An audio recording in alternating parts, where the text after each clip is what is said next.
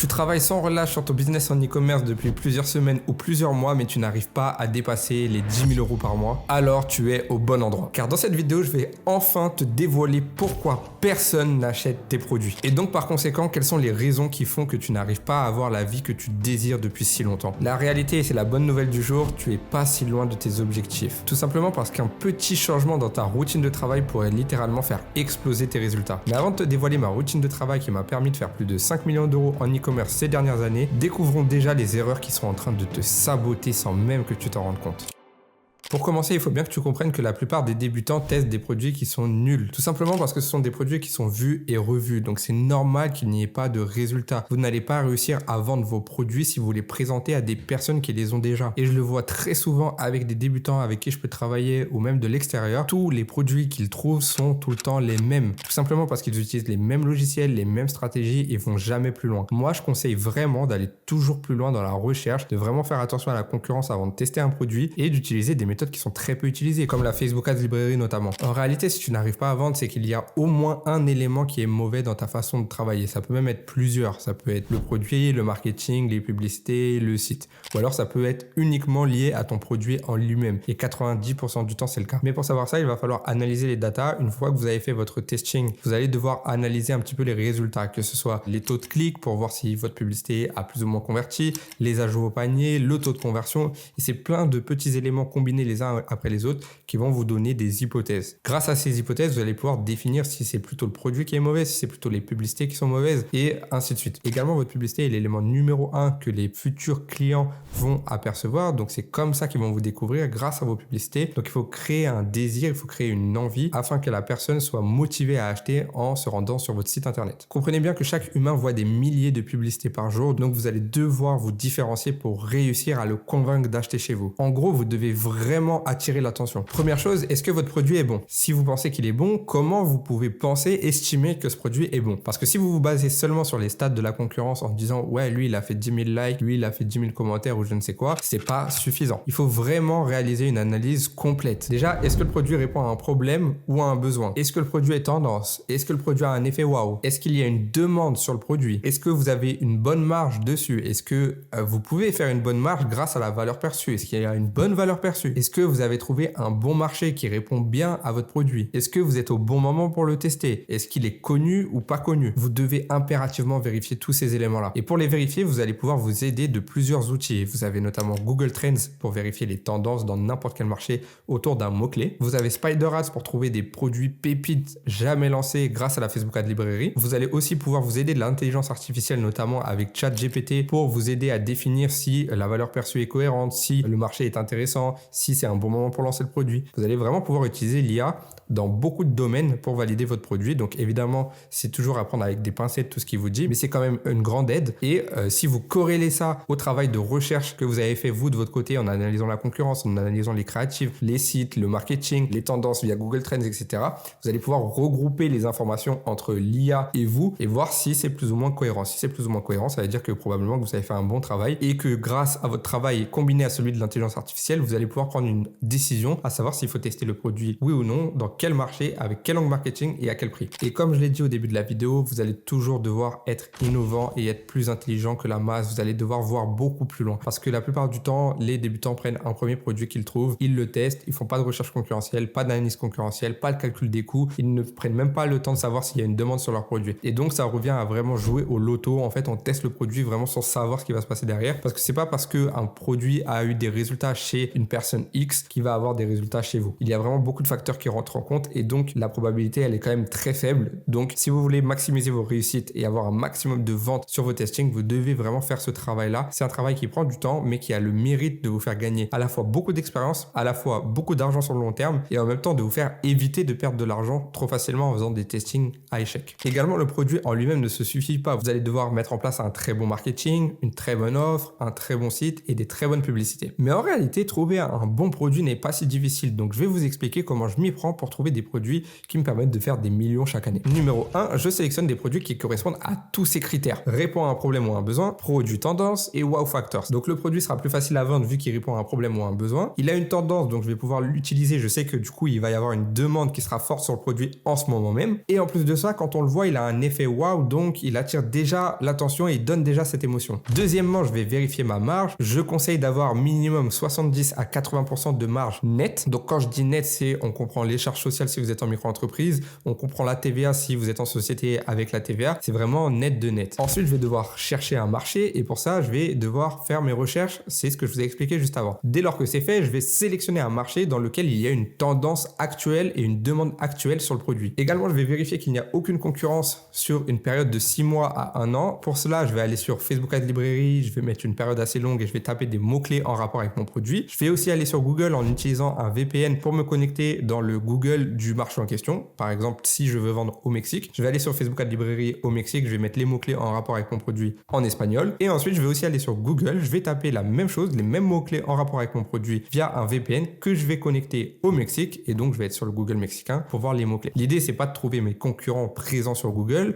c'est vraiment de trouver mes concurrents qui sont sur Google, mais qui seraient aussi sur Facebook que j'ai pas vu en faisant ma recherche Facebook Ad Librairie. Combiner les deux va me permettre de trouver quasiment 99,9% de mes concurrents. Et donc, si je vois qu'il y a personne sur 6 mois, 1 an et qu'il y a une forte demande, il y a une forte tendance sur le produit, plus il correspond à tous les critères que j'ai évoqués avant, alors là, on aura une bonne chance d'avoir un produit très rentable. Mais c'est pas tout. Je vais devoir aussi analyser mes concurrents pour réussir à faire un marketing adapté. Donc, pour ça, je vais aller voir les avis clients de mes concurrents à l'international. Je ne vais pas me cantonner au marché dans lequel je souhaite cibler. Je vais aller voir aussi les commentaires sur Amazon parce que souvent, ils donnent des indices très importants sur pourquoi ils ont acheté le produit, quels problèmes ils avaient, quelles solutions ils cherchaient. Et je vais aussi m'aider de ChatGPT, comme je l'ai dit, pour développer mon marketing et un peu mieux comprendre mon produit, les potentiels clients. Cette étape-là, elle est vraiment cruciale. C'est très important de comprendre parfaitement votre client, comprendre ses besoins, ses désirs, ses peurs, ses envies, afin de vraiment avoir un marketing ultra adapté, que ce soit au niveau de votre copywriting sur votre site, au niveau de vos angles marketing, au niveau de votre offre et même au niveau de vos publicités qui sont un élément très important comme je l'ai évoqué tout à l'heure. Une fois que j'ai parfaitement compris qui était mon client, ce qu'il recherchait et ses doutes, ses peurs, tout ce qui pouvait le motiver, je vais commencer à préparer les créatifs. Donc ça, c'est l'étape numéro 5. Pour ça, je vais récupérer les publicités des concurrents. Je vais essayer d'aller voir un petit peu tous ceux qui ont fait des publicités avec mon produit sur Facebook, sur YouTube aussi, je peux aller voir également. Je vais essayer de récupérer du contenu en fait un peu partout. Une fois que j'aurai ma banque de données avec pas mal de contenu vidéo ou images, je vais pouvoir les retravailler pour les adapter à ma vision du produit. Donc comme dans l'étape précédente, on a travaillé le marketing, on a mis en place la structure, on a compris notre avatar client, etc. Du coup, ça va être beaucoup plus simple en fait de faire des créatifs de qualité. Je sais sur quelle langue je vais devoir jouer et grâce au contenu que je vais récupérer, je vais pouvoir adapter ces contenus-là. Comprenez bien que je ne vais pas me prendre la tête à faire des montages super sophistiqués. Je vais juste mettre un message clé par créatif publicitaire, que ce soit vidéo ou image. Je vais faire un truc qui soit simple en reprenant les contenus déjà existants et en les retravaillant très rapidement. Si c'est pour des images, je vais utiliser Canva. Si c'est pour de la vidéo, je vais utiliser un logiciel de montage comme Capwing. Je vais juste faire des coupes au moment qui m'intéresse en rajoutant un petit texte et potentiellement une voix off grâce à l'intelligence artificielle.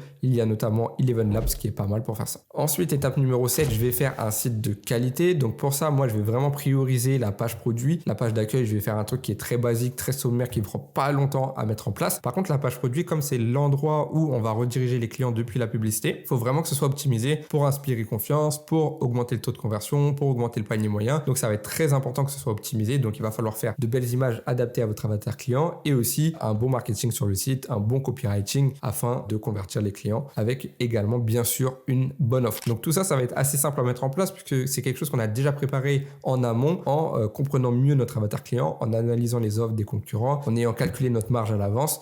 Donc tous ces éléments-là, toutes les étapes d'avant vont nous permettre de faire un site de qualité assez facilement. On aura juste à mettre à l'écrit et en image qu'on a déjà travaillé. Et l'étape numéro 7, du coup, dernière étape, ça va être de proposer une offre irrésistible. Donc ça rentre en compte également dans l'idée du marketing, de la mise en place du site, mais c'est un élément qui est très essentiel. Il m'est arrivé de tester des offres qui divisaient par 2 mon chiffre d'affaires avec le même nombre de visites. Donc imaginez que vous êtes en testing.